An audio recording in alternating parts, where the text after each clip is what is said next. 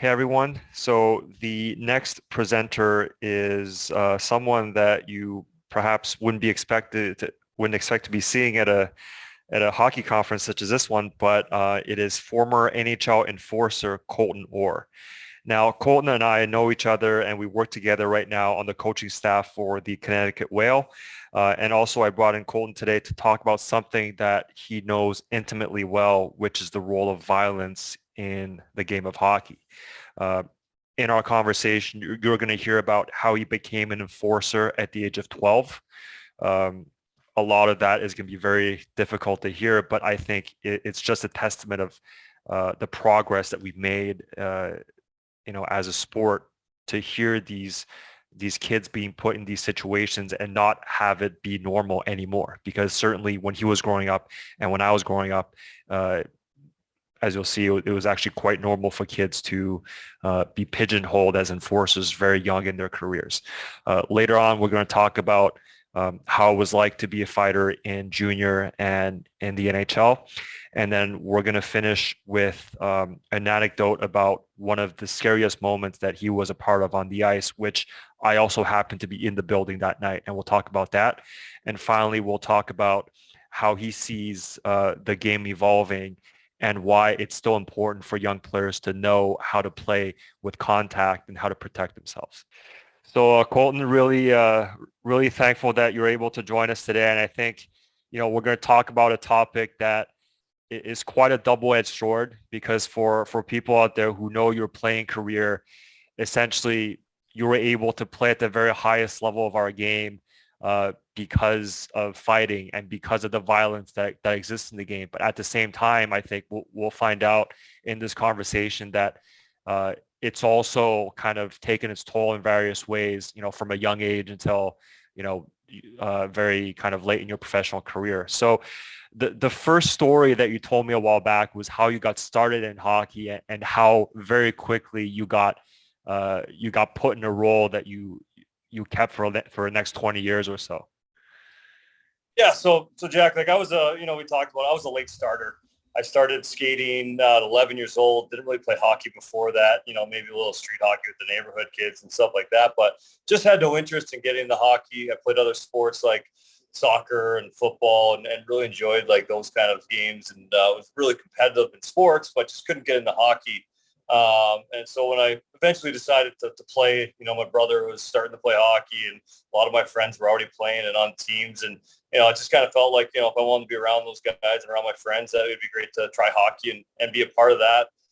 So I started like a house league team at 11 years old, and couldn't skate, couldn't do anything. But, I thought it was fun. My dad kind of just threw me out in the ice in a game, and like a house league game, just to get out there. And, I didn't turn back, and I just enjoyed it right from then. And, because I was such a late starter, I couldn't skate and had some trouble with that, but I was athletic.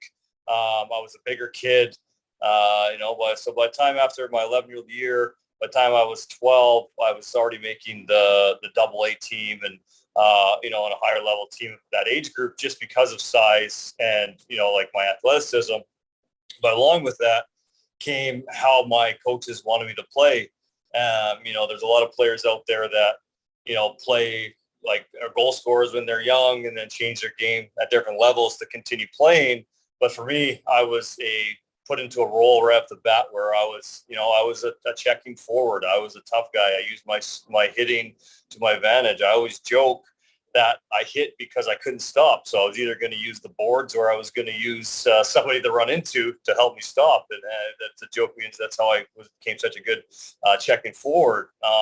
But with that, when coaches saw that, they typecast you in this role. And, I remember having one of my coaches, about 12 years old, put me on the ice, and we were down like 5-2 or something. And we knew we were going to be playing them again. And, he tells me to go out there and do something, like send a message, a 12-year-old kid. And, you've always been taught I'm a very coachable kid, and I was very coachable through my career. So to me, you got to go out there and do what your coach is asking of you. And so I go out there, and it's the last minute of the game, and I'm trying to run around, and, I'm trying to make some big hits and trying to do it cleanly.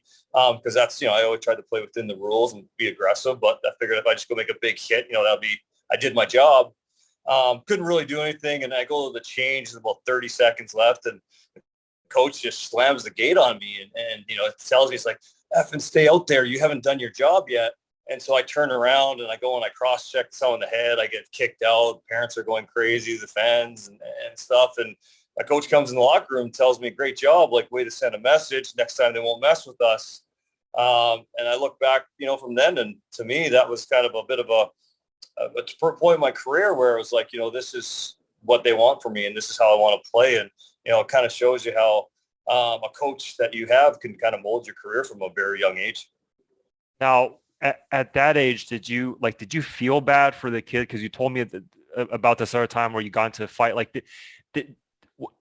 Were there any, whether it was like role models or like adults or coaches or teammates who said like what you're doing is wrong, or did people applaud you for doing that?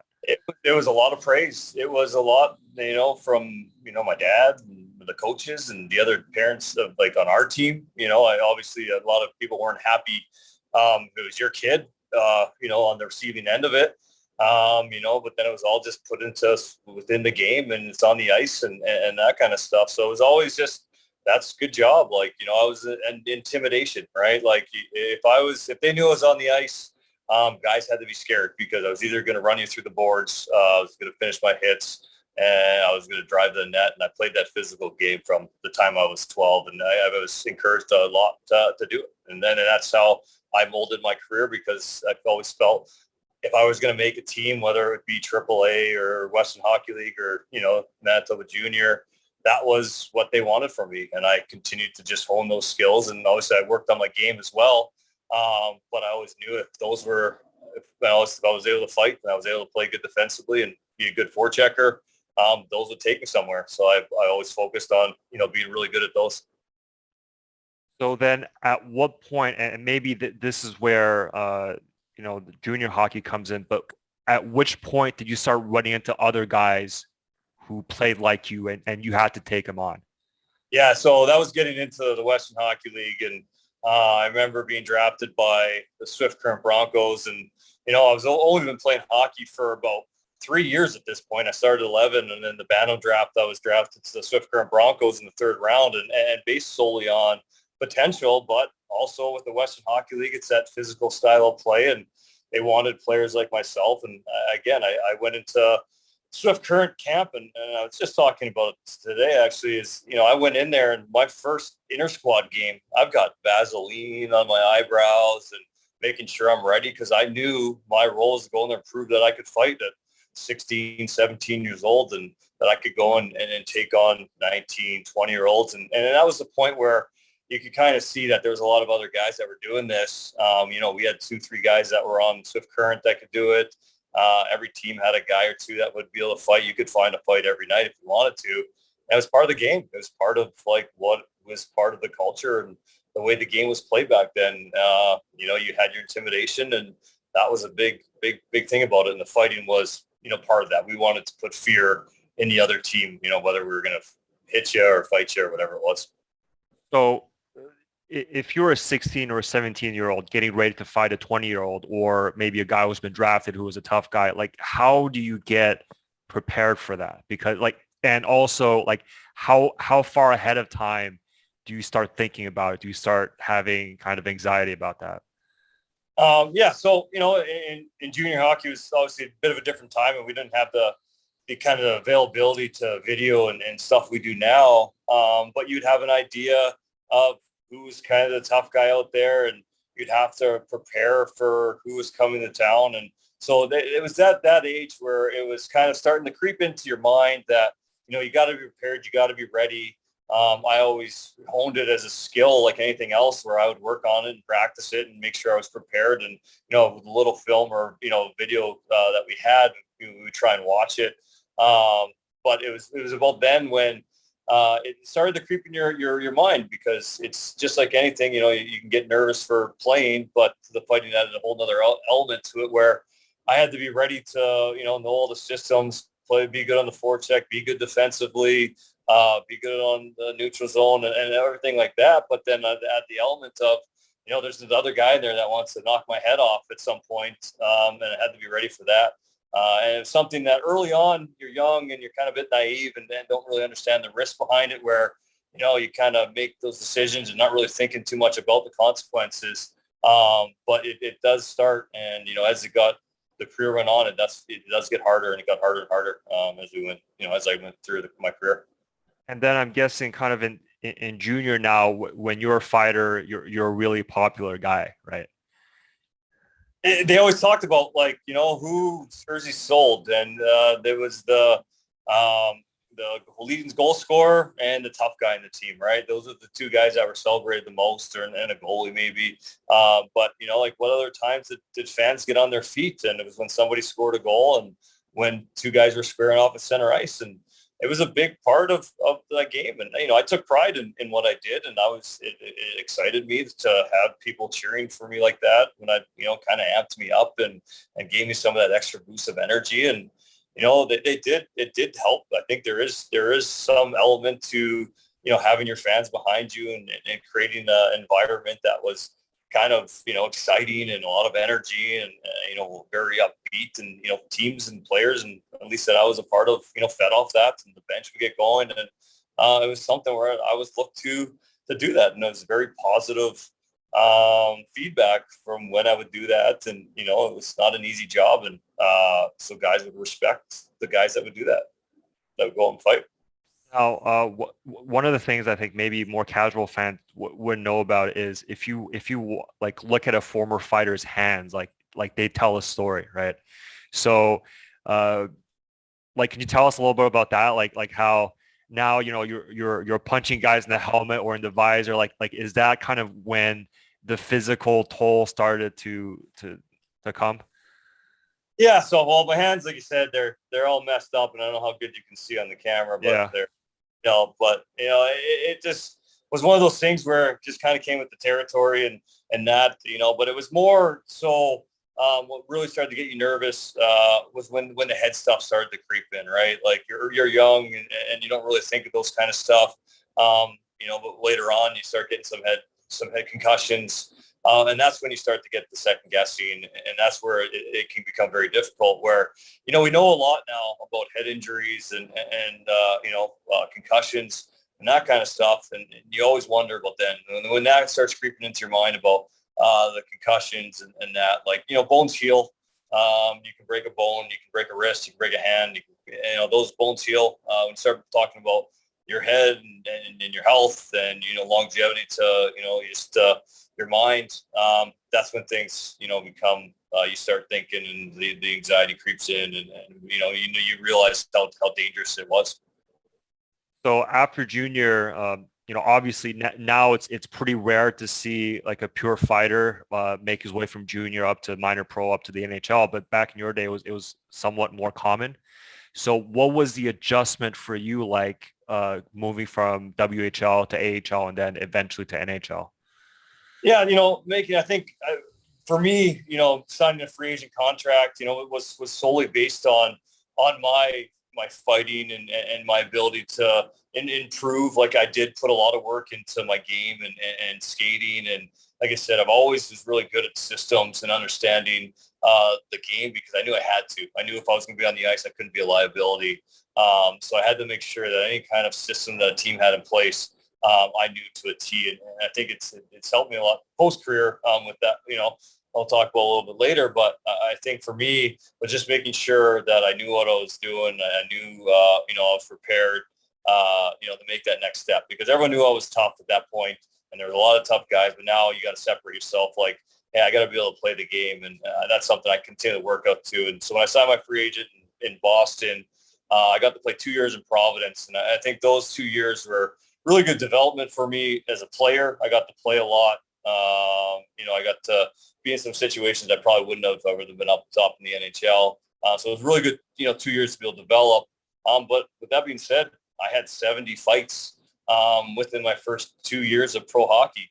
And you don't see that anymore. And I don't think you need to see the stage fights as much anymore. But there still is something to be said about physical play and how you play the game. And that's something that I think is changing, right? It's evolving into, not just a specialty anymore. Like you said, Jack, you're not going to see the guys that just come into the league from fighting. Like you got to be a player, and then you have to have that as like an element to your game that if you need it, then, you have it. So breaking into the NHL, certainly I think now a lot of younger offensive players are thinking about how to score more goals or how to, really make their skills translate. But what's the process of being a rookie fighter and thinking, okay, like I got to challenge this guy, or I got to maybe, run this guy so that I can get a fight or something like that. Like what's that thought process like? Well, it's finding a way to be to make yourself stand out and how to find yourself in the lineup, right? Like you still need, not everyone's going to be a goal scorer. Not everyone's going to, be your top power play player. Like you still have those role players, those bottom six players that are going to go out there, but you have to be able to play the game now, and you have to be able to find other elements to be physical and to be intimidating with not just fighting. I think fighting is you're not going to have those stage fights. So if you're a younger kid coming to the game now, you got to be just as skilled as anybody else, and but you have to be able to skate and keep up with everybody else. But if you want to have that bottom six kind of element to your game, you got to be physical. You got to be on the forecheck. You got to be kind of able to separate yourself that way, where you can still an intimidating factor. You're still able to make an impact on the game in a positive manner. And I think that's the kind of position, the way it's gone now. And I think it's in a good spot where, you don't have to see guys getting in 30 fights a year, but they only need to when they have to, and it's not a staged episode. So the one fight in your career, and you've had many obviously, but the one fight I want to talk about is actually one that we kind of experienced together. And the reason why I say that is because I worked for the Montreal Canadiens in 2013-14, and at our home opener, you got into a fight with George Parros, right? And that I think we talked about this, and that was a moment that neither of us will ever forget for as long as we live. And I like you to walk us through that fight. Yeah, me and George have a pretty historic past, and we fought each other a lot. And we were since we were in the AHL, and we kind of came into the league around the same time, and we always ran into each other. We battled each other a lot, and George was someone I've always looked to. He's a guy that always had my number. I always had a hard time with fighting, and he was a smart fighter. Someone I knew that was going to give me a hard time. So I respect him a lot for the way he would fight and what he did, and how tough he was. And you have respect for the guys like that do that same role. And that night in Montreal, and I've spoken to him about it, and it was an unfortunate event, and it happened. We already fought earlier in the game, and so usually wasn't expecting to get in another fight. Once we kind of had that one, usually doesn't happen another one, but there was a bit of a scrum in front of the net, and I was grabbed by PK Subban, and George had to kind of defend PK because I was looking to go after him for grabbing me in front of the net. So George steps up and kind of, obviously going to defend his teammates, and comes after me and grabs me. We get in just a normal, regular fight, as we think, and it just shows you in how things can change quickly, and the amount of times we've done it. And he goes, and I'm falling backwards, and he comes over top of me, and he hits the ice, and it's something. The sound and was just something you'll never forget. And I like I said, I've talked to George about the incident, and it was one of those scary times when it wasn't about the fight anymore. It wasn't about the game. It was about somebody's health, and to see that really had an impact on the game, on myself, on I'm sure George has his own view of it, but of just how things can change quickly and how precious your health is. I was a little older at that time. Was a little older in my career and had kids. I knew George had kids. So it was one of those things where, you don't want to ever see anyone get hurt like that. And especially when it was, it wasn't from like a fist and it was from the ice. It was just one of those scary moments, and it changed a lot for myself. I think I had a harder time uh, wanting to do that role, knowing the risks that come with it. And it was something that was hard to see and hard to deal with, having someone get hurt like that. You never want to see someone be that injured. And so it definitely was big change from that point on, and was definitely looked at it a lot differently from then. And, obviously happy George was okay and everything long term and recovered and came back from that. But definitely was a moment in time that had lasting impact for sure.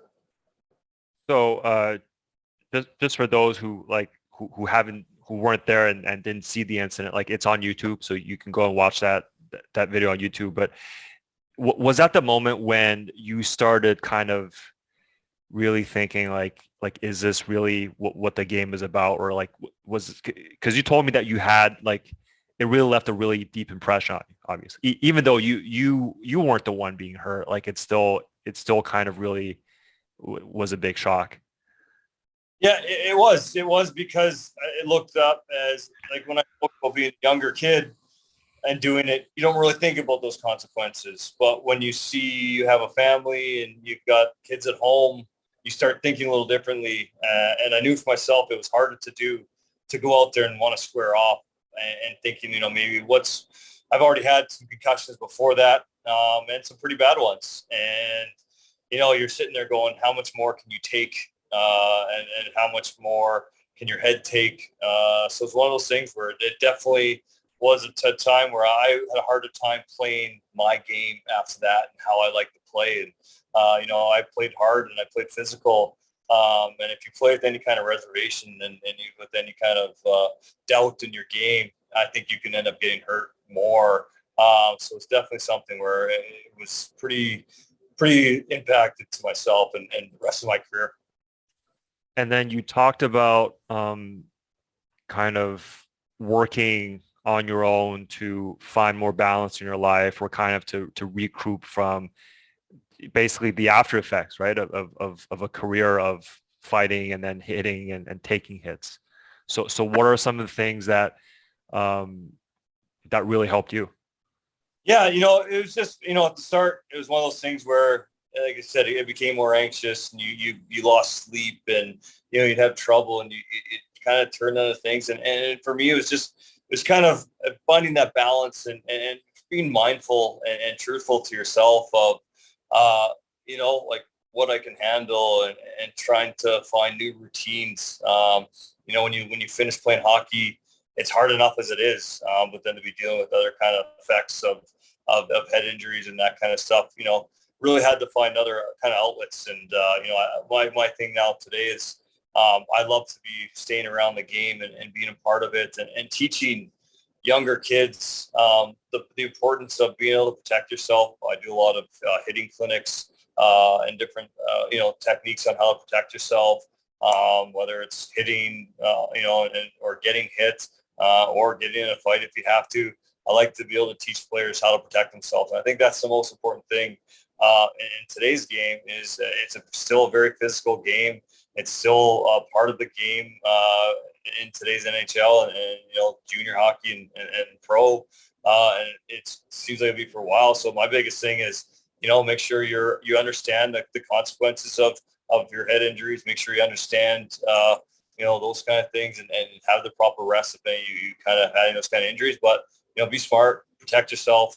But I still believe there's place in the game for the physicality, for the hitting, for the forechecking, for being strong, for being intimidating, and fights will happen. That's it's a physical sport. It's an intense sport with a lot of emotions and that kind of stuff. So I don't think you'll see the stage fights as much, but it's still going to be part of the game. And to my advice to kids is to be prepared, be ready, and understand what it takes, to do that role or even just kind of do it once in a while. So one thing that we're both working on together is we're both part of the coaching staff of the Connecticut Whale, And I come from women's hockey originally. I worked my way up at McGill University with their women's program. Were you surprised with like the level of toughness that's required to play women's pro hockey? It is. It's a very physical game, and Jack, we coach a very physical style. You know what I mean? Like you ask a lot of the players and the way they play, and the amount they have to skate, and the amount they have to forecheck, the amount of contact they have to make. We're not body checking, but there's still a lot of contact. There's still a lot of physicality in front of the net, and those kind of things. And that's the style, and that's the way the game is played. And I think doesn't matter whether it's, male hockey, female hockey, like it's a fast paced physical game. And that's kind of what the style we're using. And, I give the players credit for being able to take this on, and the amount we're kind of giving them, and the amount of systems, and I'm really impressed with how much they can handle it, and how much they're able to execute with it. Yeah, and to your point earlier, like you talked about the importance of protecting yourself, and in my experience, I've coached several women's players who've had concussion issues or issues stemming with going to the boards hard, and it's just, even when there's no fighting and there's supposedly no body checking, it's still really important to realize that just at the speed that the players are going at, like any sort of an impact, whether it's intentional or non intentional, is like that's a part of the game that's never going to go away, right? And the more we try to play with skill, actually, maybe the more serious that problem becomes. And I think that's one of the biggest things, is starting at a young age, because it is very skill driven, and the game is so fast, and it's so skilled. And I think one of the things that gets lost a little bit in today's game is because of how fast the skill has gotten, that, a bit of, working on some of that stuff at a young age, whether it's, your angles, protecting the puck, or initiating that contact, when you're even on the offensive side of it, gets overlooked. I think for young kids, to making sure you want to be an overall well-rounded player, you need to add those elements to your game. Yes, you want to be skilled. Yes, you want to be fast. You want to be able to stick handle on the phone booth and all that kind of stuff. But if you're able to add that physicality and that strength and the contact to your game, it just makes you an overall better player. And, you look at guys like Bergeron in the NHL, just that he's just a complete player, whether it's how physical he can be on the puck, how he protects the puck, how good he is in the faceoff circle, or whatever it is. You want to have that balance as a player. And I think making sure you're teaching that at a young age is very important. That's something that I like doing now. Is not to shy away from the contact or the hitting or that, but to understand the effects of it and how it can be a tool, and also keep you safe as well. So one last thing before we end. What's one piece of advice you wished someone would have told you at 12 years old, when that coach first told you that your role was to cross-check people in the face, or to get into fights, or to run people through the boards? Like, what's one thing you wish somebody would have told you? I wish I would have just had someone come up to me and show me another element of the game, and not make me so one-dimensional. I think today what is really good is, and you look around sports today, you got a lot of outlets, and you have a lot of specialty coaches. You can always have, whether it's strength coach, skating coach, skills coach, whatever it is, you have all these outlets now. And to not just focus on, like one thing, you want to be a well-rounded player. And I wish someone would have, brought some of those elements that they have today, just to make myself, understand some of those situations more. I'm very proud and felt very privileged to be able to make the NHL the way I did, and it all worked out in that career. But I would have liked to have just a little bit more, and not been so much into one spot. So really would have been my hopeful. All right. Well, thank you, Colton, for being so open and so honest. And I'm sure your perspective is going to help a lot of people out there. Thanks, Jack. Great talking to you. And I'm sure we're going to talk more. All right.